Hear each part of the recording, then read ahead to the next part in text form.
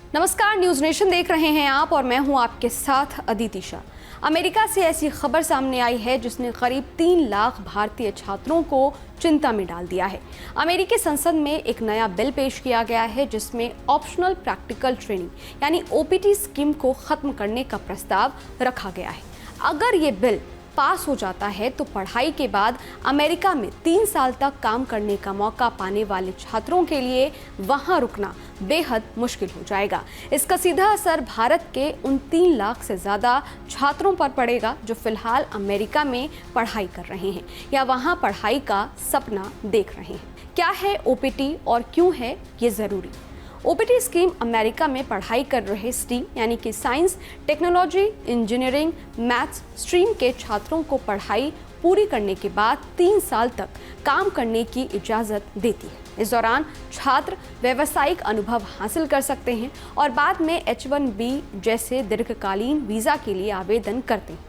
लेकिन नए बिल के मुताबिक ये सुविधा बंद की जा सकती है, जिससे छात्रों को डिग्री मिलने के तुरंत बाद अमेरिका छोड़ना होगा जब तक कि उनके पास H-1B वीज़ा ना हो। भारतीय छात्रों की संख्या और असर।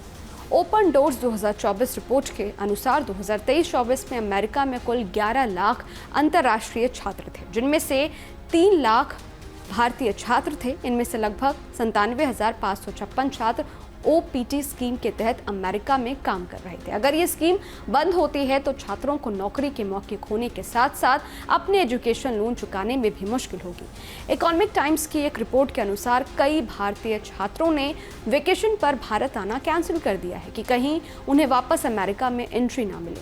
अमेरिका की संसद में एक नया बिल पेश होने के बाद से तमाम छात्र नौकरियों के लिए आवेदन कर रहे हैं। छात्र ऐसा इसलिए कर रहे हैं जिससे H-1B वीज़ा का ड्रॉ निकलते ही वो उस पर शिफ्ट हो सके। ये वीज़ा आमतौर पर अमेरिकी और भारतीय टेक कंपनियों की ओर से स्पॉन्सर किया जाता है।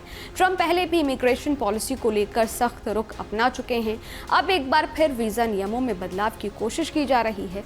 इससे पहले उन्होंने टैरिफ बढ़ाकर चीन समेत कई देशों पर आर्थिक दबाव बनाया था।